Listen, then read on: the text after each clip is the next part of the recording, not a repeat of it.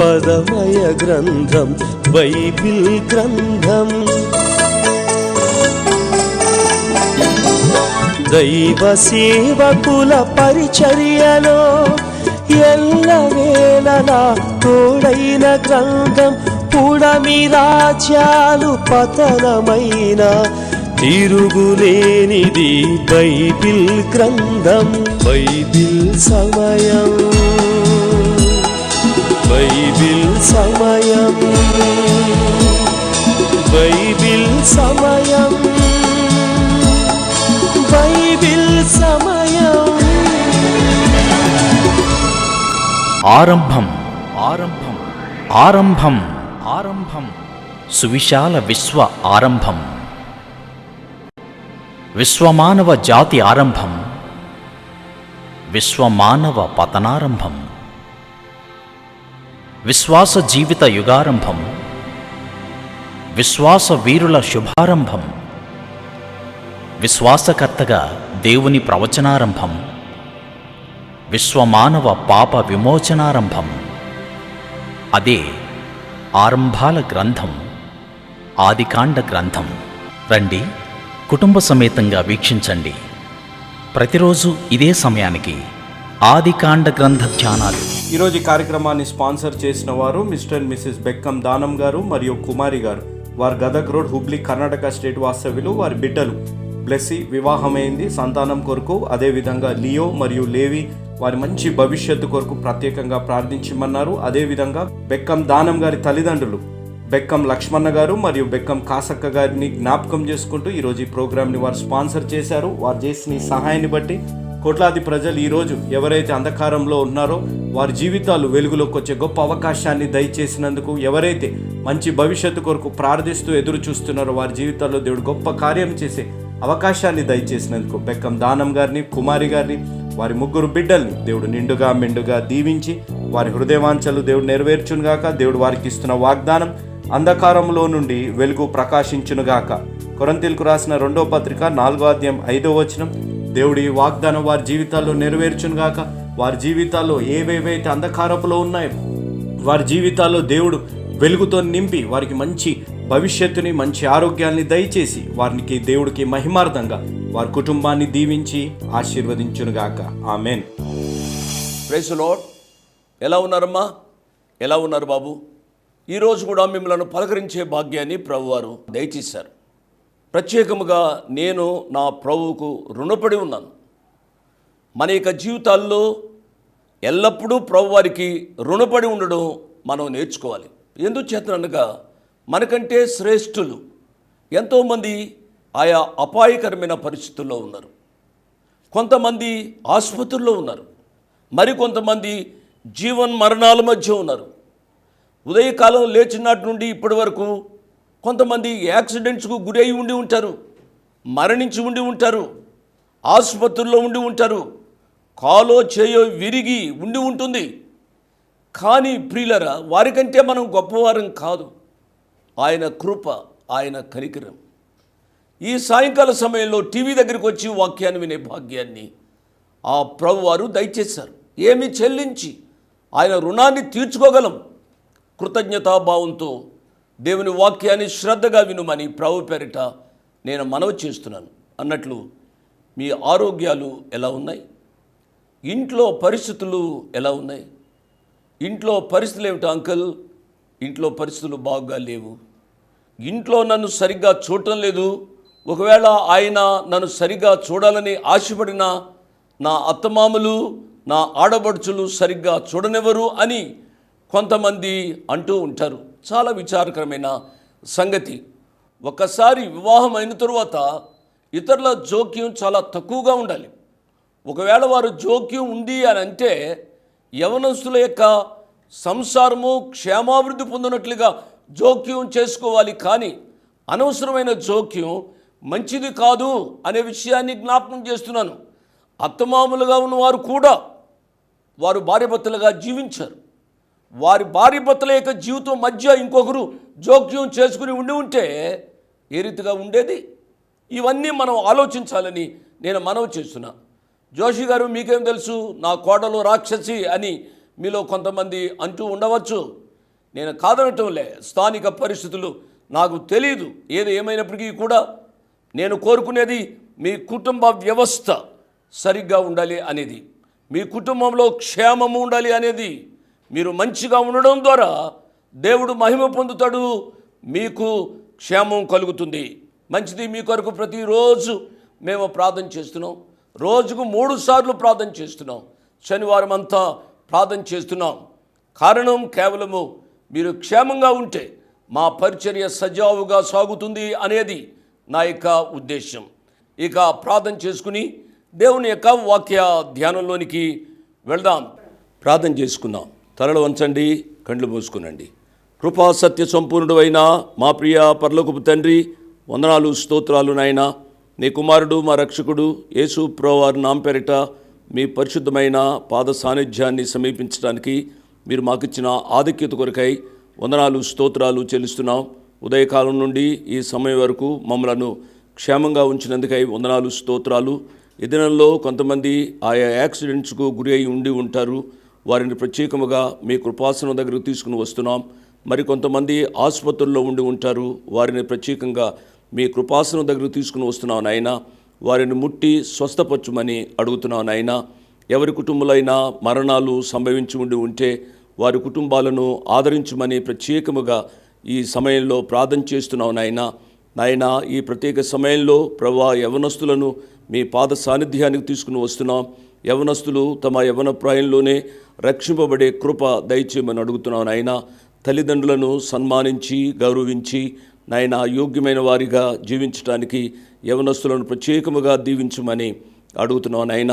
వివాహం కానీ ఆడబిడ్డల కొరకై ప్రత్యేకంగా ప్రార్థన చేస్తున్నాం నాయన. మీ చిత్తానుసారమైన భాగస్వాములను బిడ్డలకు దయచేయమని అడుగుతున్నాం నాయన.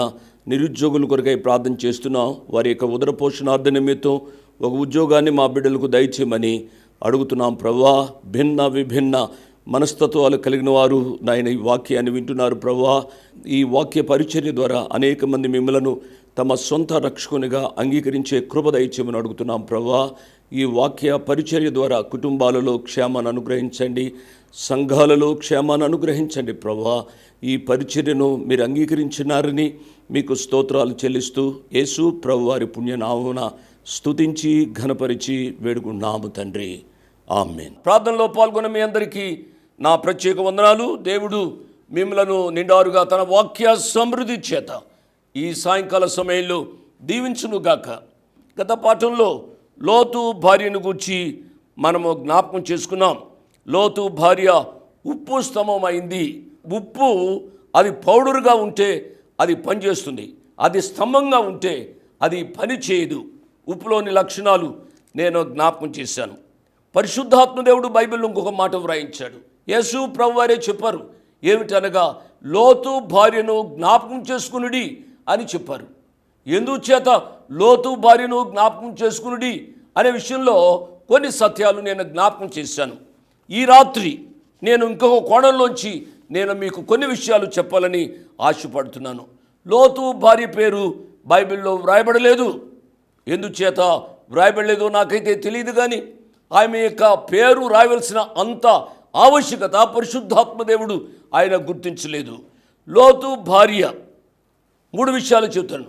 ఆమె భార్యగా, ఆమె తల్లిగా, ఆమె అత్తగా సరైన పాత్ర వహించలేదు అనే సత్యాన్ని మనం అర్థం చేసుకోవాలి. భార్యగా తన భర్త అయిన లోతు మాట ఆమె సరిగ్గా విని ఉండదు. విని ఉంటే ఆమె ఇంటికి వచ్చిన అతిథులకు ఆమె రొట్టెలు కాల్చి ఉండేది, సరైన కూర కూడా వండి ఉండేది. ఒకవేళ వండి ఉంటే పరిశుద్ధాత్మదేవుడు తప్పనిసరిగా రాసి ఉండేవాడు. అంతకుముందే అబ్రాహాము భక్తుని ఇంటికి 3 అతిథులు వచ్చారు. ఇతని ఇంటికి 2 అతిథులే. 3 అతిథులు వచ్చినప్పుడు అబ్రహాము శారా దగ్గరికి వెళ్ళి శారాతో చెప్పాడు. అబ్రహాము చెప్పినట్టు అనగా తన భర్త చెప్పినట్టు శారా చేసింది. ఇద్దరూ కలిసి ఆతిథ్యం ఇచ్చారు. కానీ ఇక్కడ పరిశుద్ధాత్మదేవుడు వ్రాయించింది ఏమిటి అనగా లోతు ఆతిథ్యం ఇచ్చినట్లుగా వ్రాయబడింది. ప్రియులరా, మనము అర్థం చేసుకోవాలి. లోతు భార్యగా తన యొక్క విద్యుత్ ధర్మాన్ని సమంగా నిర్వహించి ఉండదు. పెండ్లైన నా ప్రియ బిడ్డలు, నా ప్రియ చెల్లెండ్రు, దేవుడు ఒక ఆధిక్యతనిచ్చాడు. దేవుని యొక్క వాక్యంలో వ్రాయబడిన మాట ఏమిటనగా, జ్ఞానవంతురాలు తన ఇల్లును కట్టుకొనును. మూఢురాలు తన సొంత చేతులతో తన ఇల్లు పెరిగి వేసుకుంటుంది. జ్ఞానవంతంగా కాపురం చేయాలి అని ప్రభువు పక్షంగా నేను మనవి చేస్తున్నాను. సామెతల గ్రంథం 31వ అధ్యాయము మీరు చదవండి. అనేక సత్యాలు పరిశుద్ధాత్మ దేవుడు వ్రాయించాడు. అందుచేతనే అందులో ఉన్న ఒక మాట, గుణవతి అయిన భార్య దొరుకుట అరుదు అన్నాడు. మీరు అర్థం చేసుకోవాలి, గుణవతి అయిన భార్యగా మీరుండాలి అని నా ప్రియ బిడ్డలకు, చెల్లెండ్రకు, నాకంటే పెద్దవారు అక్కలు ఉంటే వారికి నేను మనవి చేస్తున్నాను. గుణవతి అయిన భార్య ఎటువంటిది అనగా, ముత్యము కంటే అమూల్యమైనది. దేవుని నామానికి స్తోత్రం. ముత్యము వలె మీరుండాలి అనేది నా ఆకాంక్ష ఈ రాత్రి. నా ప్రియ చెల్లెళ్ళు, నా ప్రియ బిడ్డలు, ఏ కుటుంబంలోనికి దేవుడు మిమ్మల్ని పంపించాడో ఆ కుటుంబానికి క్షేమంగా ఉండాలి.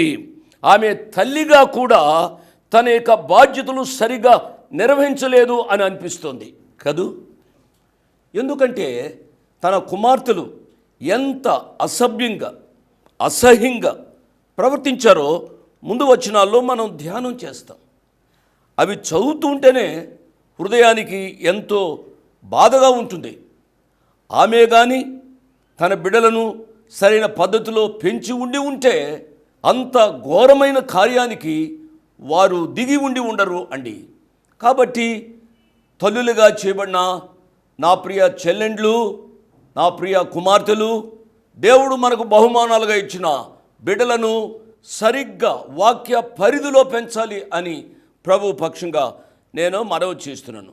భార్యగా తన పాత్ర సరిగ్గా నిర్వహించలేదు, తల్లిగా తన పాత్ర సరిగా నిర్వహించలేదు. వీటితో పాటుగా ఆమె అత్తగా కూడా సరైన పాత్ర నిర్వహించలేదు అనేది మనం అర్థం చేసుకోవాలి. ఎందుచేతనగా ఒక అమ్మాయికి పెండ్లై ఉంటుంది. గత వచనాల్లో మనం ధ్యానం చేశాం. తన అల్లుని అని ఉంది, ఏకవచనం. అంటే ఒక అమ్మాయికి పెండ్లయిందన్నమాట. ఆ అమ్మాయి తన భర్త అనగా లోతు యొక్క అల్లుడు కూడా వారితో రాలేదు. అల్లుడు కూడా ఇష్టానుసారంగా జీవించి ఉంటాడు. అల్లుడికి కూడా ఎన్నడూ కూడా ఈమె మాదిరిగా ఉండదు. ఈమె కూడా ఎక్కడికో క్లబ్బులకో సోషల్ పార్టీస్కో వెళ్ళి ఉంటుంది. అల్లుడు అత్తను చాలా సులభంగా తీసుకుని ఉంటాడు. ప్రియా చెల్లెండ్రు, నేను ప్రత్యేకముగా మనవి చేస్తున్నాను. బైబిల్లో స్త్రీకి చాలా ప్రధానమైన పాత్ర ఉంది. స్త్రీ భార్య, స్త్రీ తల్లి, స్త్రీ అత్త. అనేక మంది వ్యక్తులు ఆమె చుట్టూ పరిభ్రమిస్తూ ఉంటారు. కాబట్టి స్త్రీలు గణనీయమైన పాత్ర వహించేవారుగా ఉండాలి అని ప్రభు పక్షంగా నా 2 చేతులు జోడించి మనవి చేస్తూ ఉన్నాను. మంచిది, ఇంకా ముందుకు వెళదాము అండి. పెండ్లి కాకమునుపు, పెండ్లి అయిన తరువాత స్త్రీలు తమ విద్యుత్ ధర్మాలు సరిగా నిర్వహించాలి అని ప్రత్యేకంగా నేను మనవి చేస్తున్నాను. ఇక లోతు కుమార్తెల గురించి మనం ధ్యానం చేద్దాం. ఆదికాండం 19వ అధ్యాయము 30వ వచనాన్ని నేను చదువుతున్నాను. లోతు సోయరులో నివసించుటకు భయపడి తన 2 కుమార్తెలతో కూడా సోయరు నుండి పోయి ఆ పర్వతమందు నివసించెను. అతడును అతని 2 కుమార్తెలను ఒక గుహలో నివసించిరి. సోయరు అనే మాటకు చిన్నది అని అర్థం. సోయరు గ్రామం అది చిన్నదే కానీ పాపంలో మాత్రం చిన్నది కాదు, పాపంలో పెద్దది అన్న మాట. ఎందుచేతనగా లోతు తన కుమార్తెలతో సోయరులో నివసించడానికి భయపడ్డాడు అని అంటేనే సోయరుని గూర్చి మనం అర్థం చేసుకోవాలి అనే విషయాన్ని జ్ఞాపకం చేస్తున్నాను.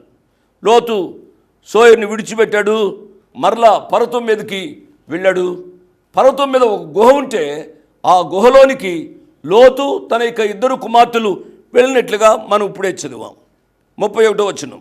అట్లుండగా అక్క తన చెల్లెలితో, మన తండ్రి ముసలివాడు, సర్వలోక మర్యాద చొప్పున మనతో పోటుకు లోకంలో ఏ పురుషుడు లేడు. కాబట్టి వారెంతో భద్రంగా తండ్రిని చూచుకొని ఉండవలసింది. కానీ ఆమె ఏమంటుందో చాలా విడ్డూరంగా కనబడుతుంది. 32వ వచనాన్ని చదువుతున్నాను. మన తండ్రికి ద్రాక్షారసము త్రాగించి అతనితో సైనించి మన తండ్రి వలన సంతానము కలుగు చేసుకుందాము రమ్మని చెప్పెను. ద్రాక్షారసం ఎక్కడి నుంచి వచ్చింది? ద్రాక్షారసము ఎక్కడి నుంచి వచ్చింది అని మనం దీర్ఘంగా ఆలోచిస్తే సొదొమ గొమొర్రా నుంచి వారు తీసుకుని వచ్చారన్నమాట. సొదొమ గొమొర్రాను వారు విడిచిపెట్టారు, కానీ శారీరకంగా వారు హృదయాల్లో ఇంకా సొదొమ గొమొర్రా నిలిచి ఉంది. సొదొమ గొమొర్రాలో వీరు ద్రాక్షరసము త్రాగి ఉంటారు. ఎవరు? వీరు ఆడవాళ్ళు మద్యపానం చేస్తారా? జోషి గారు, ఆ మాత్రం కూడా మీకు తెలీదా అని మీలో కొంతమంది అంటూ ఉండవచ్చు. ఆడవాళ్ళు చేస్తారు అనేది ఇప్పుడు అర్థమవుతుంది. ఈ యవ్వన బిడ్డలు ద్రాక్షరసం త్రాగేవారు అన్నమాట. ద్రాక్షారసము వారు త్రాగనివ్వండి, వారు ఏం చేశారు? తండ్రికి ద్రాక్షారసము త్రాగించారు. అబ్బా, ఎంత దుర్మార్గులైన పిల్లలండి వీళ్ళు. తండ్రికి ద్రాక్షారసము త్రాగించి వారు ఆయనతో శయనించినట్లుగా ఈ భాగంలో మనం చూస్తూ ఉన్నాం. వారు శయనించారు, తత్ఫలితంగా ఆమె గర్భవతి అయింది. ఆమె త్రాగించి పాపం చేసింది. ఆ మట్టుకే ఉంచుకొనక చెల్లెలు కూడా నేర్పించింది. చెల్లెలు కూడా ఆ రీతిగా తండ్రికి ద్రాక్షారసం ఇచ్చింది. అతడు మత్తయినప్పుడు అతడు ఆమెతో పోయాడు. చాలా విచారకరమైన సంగతి అండి. లోతు తన బిడ్డలు చేస్తున్న పనికి అభ్యంతరము చెప్పి ఉండవలసి ఉండింది కదూ. ఏమంటారు మీరు? అభ్యంతరం చెప్పకుండా వాళ్ళతో పాపం చేశాడు అని అంటే లోతులో ఇంకా సంపూర్ణమైన క్రియ జరగలేదా అని అనిపిస్తుంది. నా ప్రియులరా, వాక్యాన్ని వింటున్నాము, వాక్యాన్ని నేను చెబుతున్నాను. మన జీవితాలు కూడా ఆలోచించాలి. పాపం అంటే ఒక ఏరియాలోదే పాపం కాదు అంటే నా ఉద్దేశం త్రాగుడే, వ్యభిచారమే పాపం కాదు. దేవుని యొక్క వాక్యంలో సెలవిచ్చేది ఏమిటి అనగా ఆజ్ఞాతిక్రమమే పాపం. దేవుని వాక్యాన్ని సంపూర్ణంగా మనం చదివితే ఇందులో దేవుని యొక్క ఆజ్ఞలు ఉన్నాయి. ఈ దేవుని ఆజ్ఞలు అంటే 10 ఆజ్ఞలు అనేదే కాదు. దేవుని యొక్క ఆజ్ఞలు అంటే 10 ఆజ్ఞలు అనేదే కాదు. 10 ఆజ్ఞలు మనం సంపూర్ణంగా అర్థం చేసుకోగలిగితే దేవుని యొక్క ఉద్దేశం మనకు అర్థమవుతుంది. దేవుని వాక్యాన్ని ప్రతిరోజు చదవాలి. ప్రతిరోజు దేవుని వాక్యం మనతో మాట్లాడుతుంది. ఈ వాక్యంలో దేవుని యొక్క ఆజ్ఞ ఏమిటో రాయబడింది. ఆ ఆజ్ఞను అతిక్రమించడమే పాపం అనే సత్యాన్ని మనము అర్థం చేసుకోవాలి. పెద్ద ఆమె గర్భవతి అయింది, ప్రసవించింది. పెద్ద కుమారునికి మోయాబు అని పేరు పెట్టింది. మోయాబు అనే మాటకు విత్తనము అని అర్థం. రాసుకోవాలంటే రాసుకోండి. ఈ మోయాబు వంశంలో నుంచే రూతమ్మ వచ్చింది. ఋతు గ్రంథం చదివితే మీకు అర్థమవుతుంది. ఆ రూతు తన భర్తను పోగొట్టుకుంది మోయాబు దేశంలో. తర్వాత ఆ రూతు మన భాషలో చెప్పుకోవాల్సి వస్తే మారు మనసు పొందింది. అత్తైన నయోమితో బెత్లెహేముకు వచ్చింది. బెత్లెహేముకు వచ్చి బోయజు పాదముల దగ్గర కొద్ది కాలం గడిపింది. అంటే మన భాషలో చెప్పాల్సి వస్తే ప్రార్థనా జీవితాన్ని ఆమె కలిగి ఉంది. మనం కూడా ఎక్కువైన ప్రార్థనా జీవితం, ప్రభు యొక్క పాద సాన్నిధ్యంలో పెరిగే అనుభవంలోనికి రావాలి. బోయజుతో ఆమె జీవించడం ద్వారా ఆమె సంతానాన్ని పొందింది. ఆ సంతానములో నుంచి యేసు ప్రభు వారు ఉద్భవించినట్లుగా దేవుని యొక్క వాక్యాన్ని మనం ధ్యానం చేస్తే అర్థమవుతుంది. ప్రియులారా, ఏది ఏమైనప్పుడు కూడా ఈ పెద్ద కుమార్తె మోయాబును కన్నట్లుగా చూస్తాం.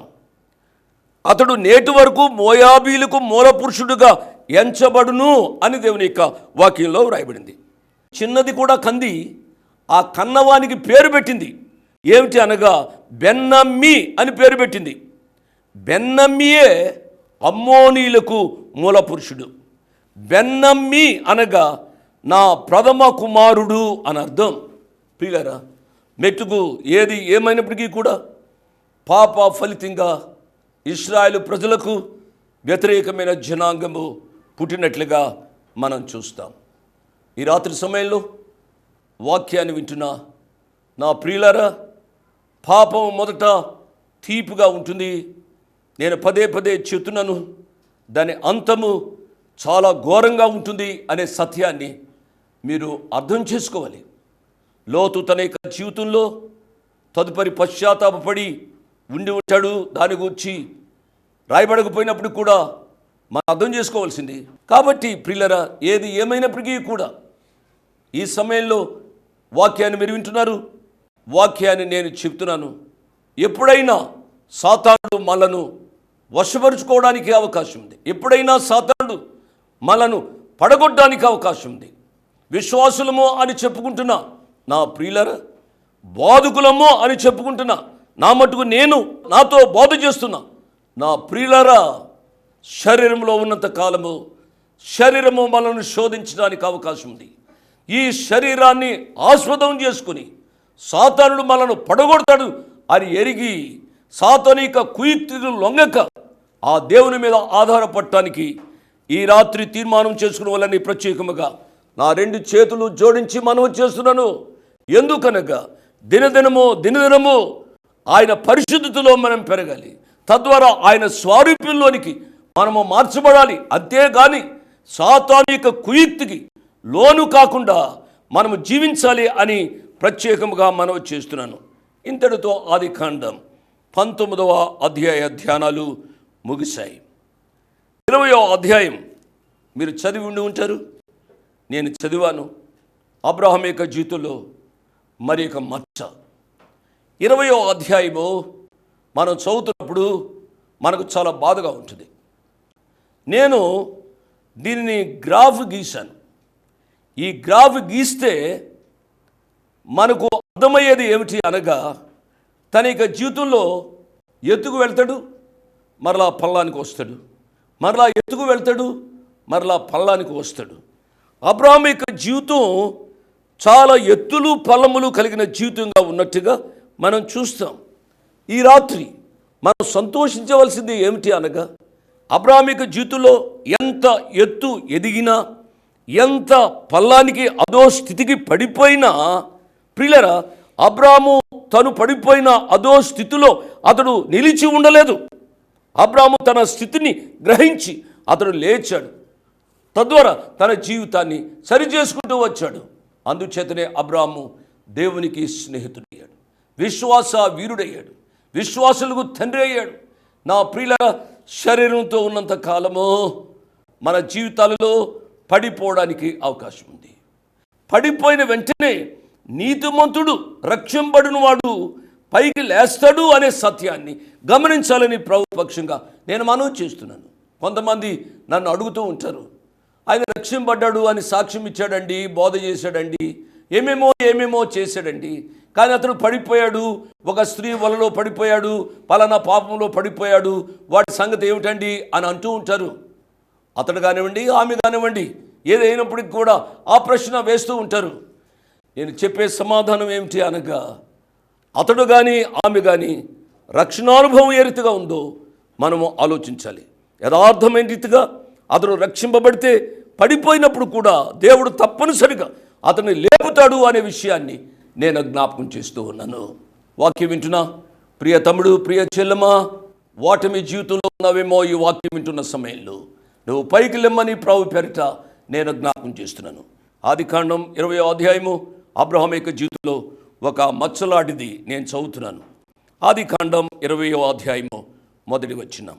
అక్కడ నుండి అబ్రహాము దక్షిణ దేశమునకు తరలిపోయి కాదేశుకును షూరుకును మధ్యప్రదేశంలో నివసించి గెరారులో కొన్నాళ్ళు ఉండెను. మీరు గమనించాలి, పటాన్ని మనం ఆలోచించినట్లయితే ఉత్తర దిక్కు, దక్షిణ దిక్కు, తూర్పు, పడమర. ఉత్తర దిక్కు అనంటే పై భాగంలో ఉంటుంది, దక్షిణ దిక్కు అనంటే కింది భాగంలో ఉంటుంది. ఇక్కడ ఏమనుంది? అబ్రహాము దక్షిణ దేశమునకు తరలిపోయి అని ఉంది. దక్షిణ దేశమునకు తరలిపోయి అనగా అబ్రాము క్రిందికి వస్తున్నాడు. చూసారా, ఆధ్యాత్మిక జీవితంలో పైకి రావాలి కానీ కిందికి రాకూడదు. ప్రియ తమ్ముడు, ప్రియ చెల్లి, ఈ ఆధ్యాత్మిక జీవిత పురోభివృద్ధి ఏ రీతిగా ఉందో ఈ రాత్రి ఆలోచిస్తావా? నేను వాక్యాన్ని ముగిస్తున్నాను. ముగింపులో నీ యొక్క జీవితాన్ని ఆలోచించాలి. అనేక విషయాలు ప్రభు మనతో మాట్లాడుతూ వచ్చారు. లోతు భార్యను గురించి మాట్లాడారు, లోతు బిడ్డలను గురించి మాట్లాడారు, లోతును గురించి మాట్లాడారు. ఇప్పుడు అబ్రహాం యొక్క పతనావస్థను గురించి మాట్లాడుతున్నారు.